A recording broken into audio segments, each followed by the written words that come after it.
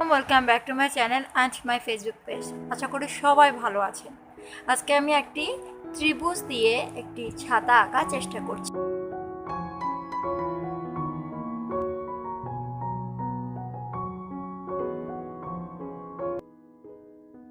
দিয়ে প্রথমত আমি একটা ত্রিভুজ আঁকলাম, এরপরে হালকা করে একটা দাগ দেব যাতে ত্রিভুজটি বেশি না বোঝা যায়। এরপরে এটাকে আরো গাঢ় করে দিলাম। এরপর আমি এটাকে ছাতা আকৃতি করছি।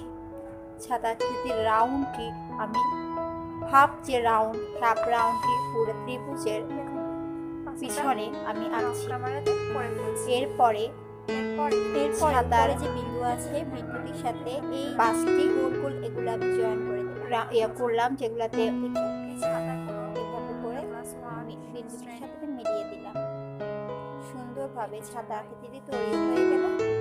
এবার যে কোণগুলো আছে, যে আমি যে হালকা করে যে কোণগুলো এঁকেছিলাম, ওই কোণ যে দাগগুলো আমি মুছে দিলাম। মুছে দেওয়ার পরে খুব সুন্দর মতো ছাতাটা হয়ে গেল।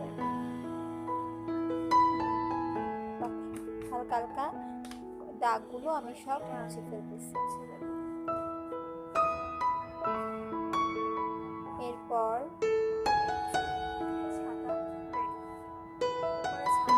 যে উপরে যে বিন্দু, এই বিন্দুর সাথে মাঝখানে এই পাশের মাঝখানে 3, ঠিক এই বরাবর আমি স্কেল দিয়েও করতে পারি, স্কেল ছাড়াও আমরা এটা করতে পারি। তো স্কেল ছাড়া আমি করে আপনাদেরকে দেখাচ্ছি।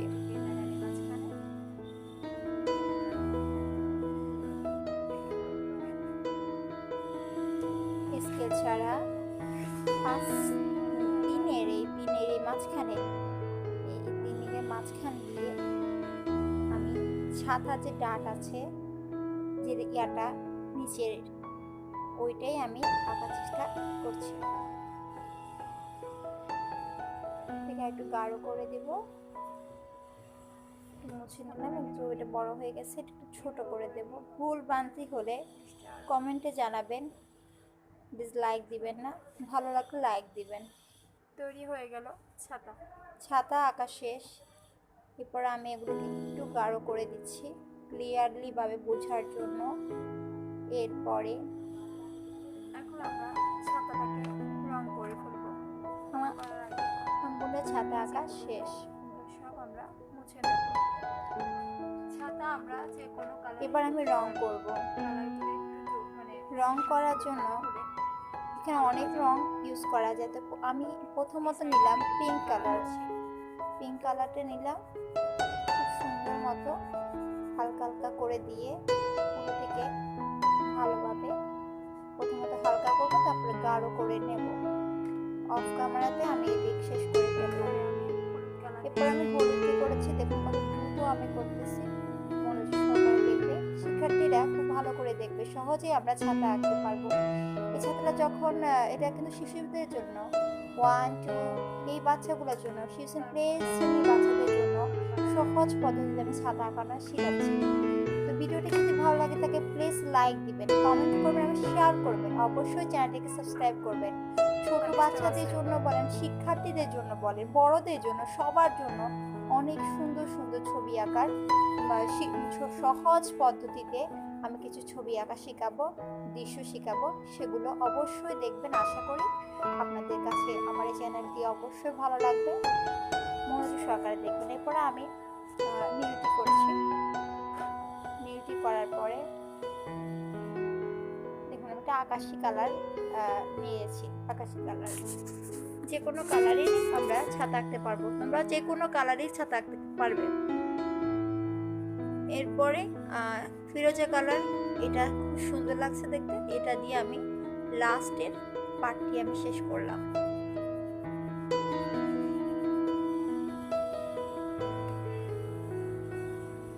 সম্পূর্ণ ছাতাটি আমি এভাবে হালকা হালকা করে জল রঙের হালকা করে গাঢ় করে দেব। সহজে আমরা জল রং দিয়ে ছবি আঁকতে পারি। এরপরে জল রং দিয়ে এভাবে আমি দিয়ে খুব সহজে সিম্পল পুরোটি একটি গ্রামের দৃশ্য আমি শেষ আপনাদেরকে করলাম। দেখিয়ে আমার পুরো শেখানোর 5টি চেষ্টা করব। পার্টের কাজ শেষ। ছাতার উপরের কালারগুলো কেমন হলো কমেন্ট বক্সে জানাবেন। আর ভিডিওটি ভালো লাগলে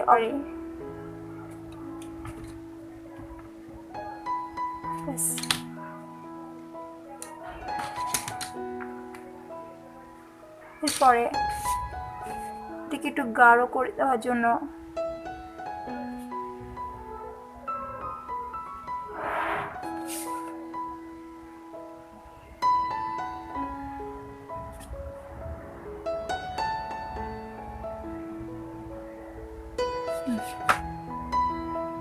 নিচের যে ছাতার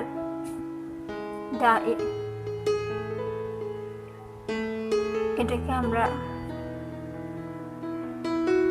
দাগটাকে ভালো করে কফি, খয়েরি বা ব্ল্যাক বা যে কোনো পিঙ্ক কালার দিলেও জাস্ট অসাধারণ লাগে।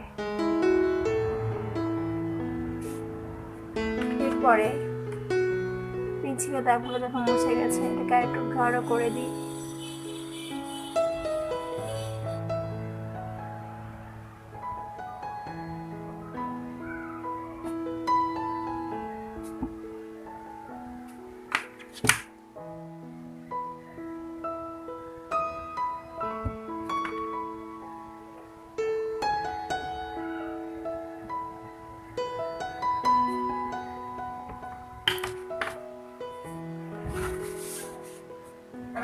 আমাদের ছাতা রঙিন ছাতা তৈরি করা শেষ। প্লিজ লাইক আজকে দিবেন, ভিডিওটি কমেন্ট করবেন, শেয়ার করবেন, সাবস্ক্রাইব করতে ভুলবেন না।